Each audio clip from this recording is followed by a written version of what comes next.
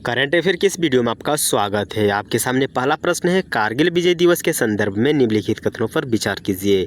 पहला प्रश्न है, यह दिवस चीन के खिलाफ भारतीय सशस्त्र बलों की जीत का स्मरण करता है। दूसरा कथन है, वर्ष 2024 में कारगिल विजय दिवस की 24वीं वर्षगांठ होगी। तीसरा कथन है, भारत ने जुलाई 1999 को यानी 26 जुलाई 1999 को ऑपरेशन विजय शुरू किया। और चौथा कथन है, भारत और चीन ने वर्ष 1999 में भारत और चीन समझौते पर हस्ताक्षर किए। उपयुक्त में से कितने कथन सही हैं आपको बताना है, केवल एक, केवल दो, केवल तीन या फिर सभी चारों। तो इसका सही आंसर ऑप्शन डी रहेगा। चलिए इसका स्पष्टीकरण जान लेते हैं कि कौन से कथन सही नहीं है पूछा गया है।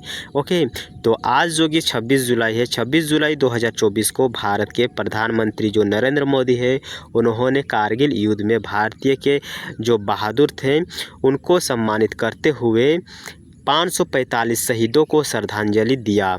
साथ ही साथ ये जो विजय दिवस है, इसका जो 2024 में वर्षगांठ मनाई जा रही है वो 24वीं वर्षगांठ है। कारगिल विजय दिवस प्रति वर्ष 26 जुलाई को मनाया जाता है। यह दिन वर्ष 1999 में पाकिस्तान के खिलाफ लड़े गए कारगिल युद्ध में भारतीय सशस्त्र बलों की जीत का स्मरण करता है।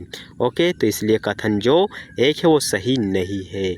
प्रश्न में पूछा गया था ये जो कारगिल युद्ध लड़ा गया था भारत और चीन के बीच में लड़ा गया था, इसलिए ये प्रश्न को हम गलत कर दिए। अगला जो कि कथन का व्याख्या है वो है, वर्ष 2024 में कारगिल विजय दिवस की 24वीं वर्षगांठ मनाई जाएगी। भारत ने कब्जे वाले जो क्षेत्र है उसको पुनः प्राप्त करने के लिए 3 मई 1999 को ऑपरेशन विजय शुरू किया था। यानी जो क्षेत्र पाकिस्तान भारत के क्षेत्र को कब्जा लिया था उस क्षेत्र को पुनः प्राप्त करने के लिए भारत ने ऑपरेशन विजय को स्टार्ट किया था। कारगिल युद्ध, जिसे कारगिल संघर्ष के नाम से भी जाना जाता है, मई से जुलाई तक 1999 में जम्मू कश्मीर के कारगिल ज़िले में नियंत्रण रेखा, जिसे कि LOC कहते हैं, वहाँ पर ये युद्ध स्टार्ट हुआ था। भारत और पाकिस्तान ने कश्मीर मुद्दे को शांतिपूर्वक ढंग से हल करने के लिए 1999 में लाहौर समझौते पर हस्ताक्षर किए थे। इसलिए कथन 4 भी सही नहीं है।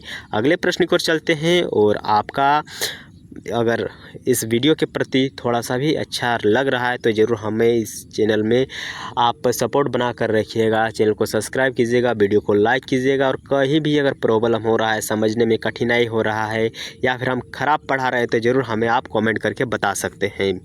अगला प्रश्न आपके सामने है, केंद्रीय प्रत्यक्ष कर बोर्ड के बारे में निम्नलिखित कथनों पर विचार कीजिए। पहला कथन है, यह वित्त मंत्रालय में एक वैधानिक प्राधिकरण है।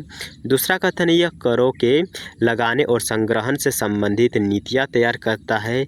तीसरा कथन है, अध्यक्ष और अन्य सदस्य भारतीय राजस्व सेवा यानी IRS से चुने जाते हैं। उपयुक्त में से कितने कथन सही हैं आपको बताना है, केवल एक, केवल दो, सभी तीन या फिर कोई नहीं।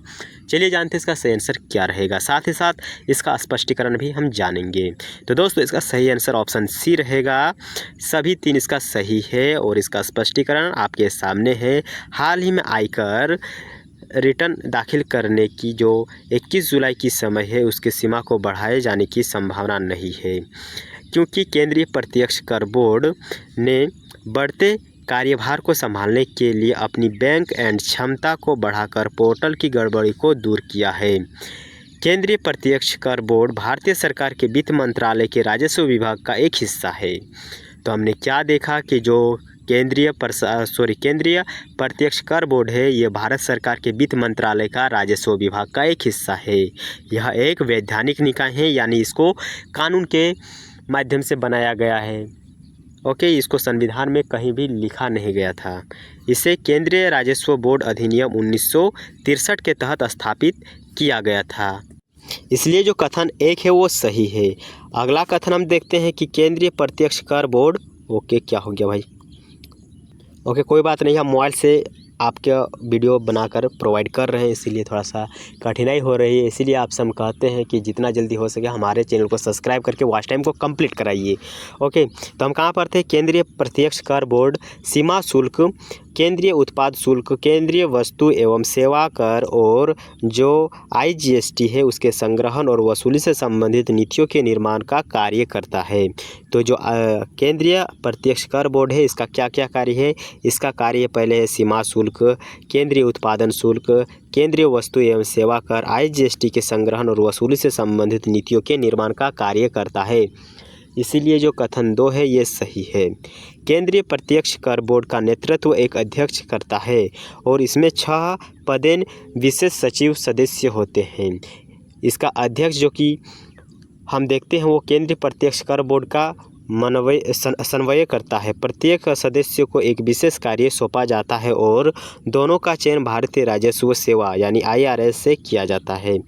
तो इसके जो सदस्य होते हैं और इसके जो अध्यक्ष होते हैं इसका चयन भारतीय राजस्व सेवा से चुने जाते हैं, इसलिए कथन 3 भी सही है।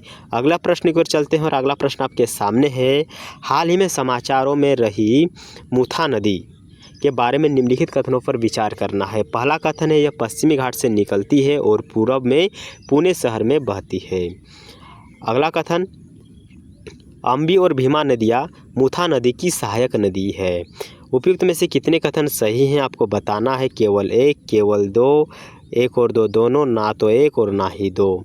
उम्मीद है कि आपको वीडियो पसंद आ रहा होगा।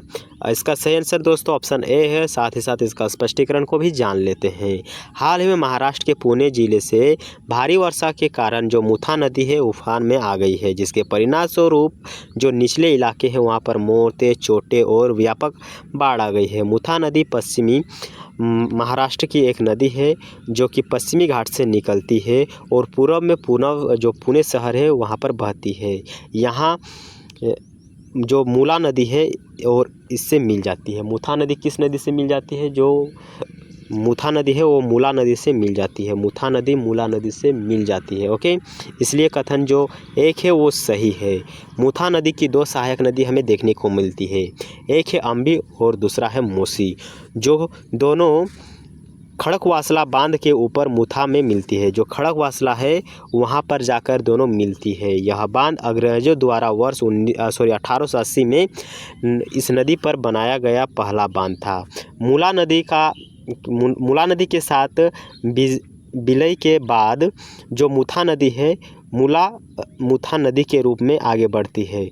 तो जो मूला नदी है मुथा नदी से मिल जाने के बाद इसका नाम मर्ज हो जाता है, मूला मुथा नदी के नाम से इसको जाना जाता है और ये नदी आगे बढ़ती है, जो अंततः भीमा नदी में मिल जाती है और कृष्णा नदी की एक सहायक नदी है, जो कि एक भीमा नदी कृष्णा नदी की एक सहायक नदी है जो बंगाल की खाड़ी में जाकर गिरती है। तो इसलिए जो कथन 2 है ये सही नहीं है। अगला प्रश्न है निम्नलिखित कथनों पर विचार कीजिए। ओके, सिंकुनला सुरंग जास्कर घाटी में एक मोनोट्यूब सुरंग है।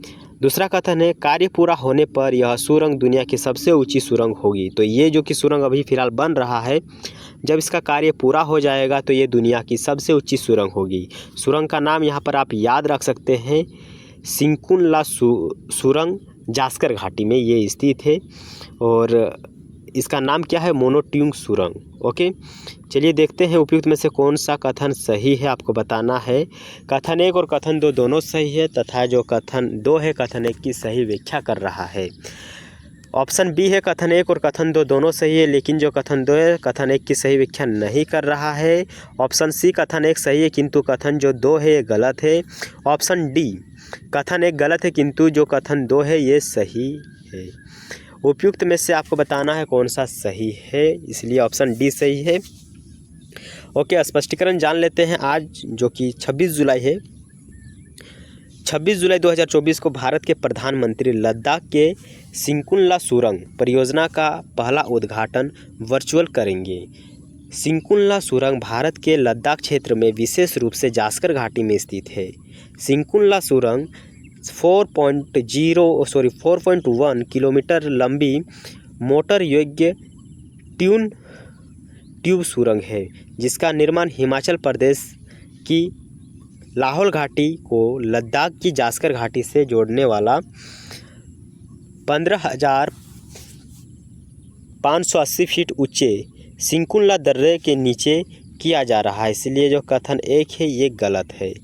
ओके, अगला देखते हैं कि यह सुरंग निमुन पदन दारचा सड़क संपर्क का हिस्सा होगी और इसका निर्माण सीमा सड़क संगठन यानी बॉर्डर रोड ऑर्गेनाइजेशन द्वारा किया जा रहा है।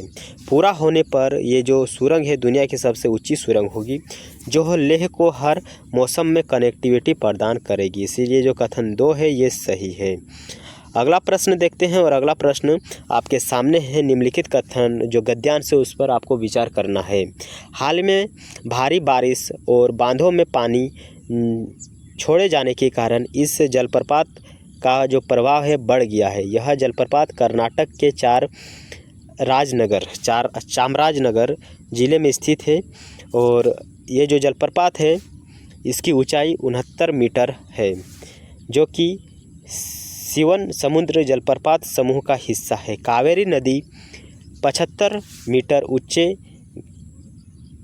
गढ़ से नीचे बहती हुई इस जलप्रपात का निर्माण करती है तथा 2 शाखाओं में विभाजित हो जाती है, जो द्वीप शहर शिवम समुद्र को घेर लेती है। यह जलप्रपात मालवल्ली में 90 मीटर ऊंचे गांगू चुक्की जलप्रपात के साथ मिलकर शिवाना समुद्र जलप्रपात बनाती है। तो बताना है ये कौन सा जलप्रपात है। तो प्रश्न हम बहुत कठिनाई से पढ़ पाए हैं क्योंकि नाम का उच्चारण हमसे नहीं हो पाया और थोड़ा सा डिस्टर्ब हो गए क्योंकि हम फील्ड में आकर वीडियो बना रहे हैं, इसके लिए माफ़ कीजिएगा दोस्तों। ओके, तो आपको बताना है कि कौन सा यहाँ जलप्रपात की बात हो रही है। एक बार आप इसको पढ़िएगा तो आपको समझ में आ जाएगा। ओके, इसके लिए माफ़ कीजिएगा भाई, क्या करें बताइए। अब तो इसका स्पष्टीकरण जान लेते हैं और ऑप्शन सी इसका सही है, भाराचुकी जलप्रपात। ये सब नाम हम पहली बार सुन रहे हैं, क्या करेंगे बताइए। साउथ का तो बच्चा है नहीं, उत्तर भारत का अगर रहता तो हमें पता होता। तो हाल ही में भारी बारिश, आपको भी परेशानी हो रहा है लेकिन पढ़ना पड़ेगा क्या। तो हाल ही में भारी बारिश और बांधों से पानी छोड़े जाने के कारण भाराचुकी जलप्रपात में जल का प्रवाह बढ़ गया है। भाराचुकी जलप्रपात कर्नाटक के चामराजनगर ज़िले में स्थित 69 मीटर जलप्रपात है, जो कि शिवन समुद्र जलप्रपात समूह का हिस्सा है। कावेरी नदी 75 मीटर ऊंचे गढ़ से नीचे बहती हुई इस जलप्रपात का निर्माण करती है तथा 2 शाखाओं में विभाजित हो जाती है, जो द्वीप शहर है शिवन समुद्र को घेर लाती है। भाराचुकी जलप्रपात मालवल्ली में 90 मीटर ऊंचे गगन चुक्की जलप्रपात के साथ मिलकर शिवाना समुद्र जलप्रपात बनाते हैं, जो कि चामराजनगर और मांड्या जिले के बीच सीमा को चिन्हित करते हैं, इसलिए जो कथन 3 है सही है। तो आप इस वीडियो को ज़रूर डिसलाइक कीजिएगा क्योंकि हम इसको अच्छा सा हम आपको समझा नहीं पाए हैं। तो वीडियो को आप कमेंट करके बताइएगा कि हम कितना ख़राब इस वीडियो में आपको समझाए हैं। वीडियो को डिसलाइक करके जाइएगा और दोबारा हमारे चैनल पर अपलोड कर नहीं जाइएगा जब तक हम अपने पढ़ाने के टीचिंग स्टाइल को इम्प्रूव नहीं कर लेते हैं। ओके, अगर आपका हम पे भरोसा है तो ज़रूर आप हमें कमेंट करके बताइएगा कि किन किन चीज़ों पर हमें इम्प्रूव करना है ताकि हम एक बेहतर शिक्षक बन सके। ठीक है, तो मिलते हैं एक अनदर वीडियो में, तब तक के लिए बाय बाय दोस्तों।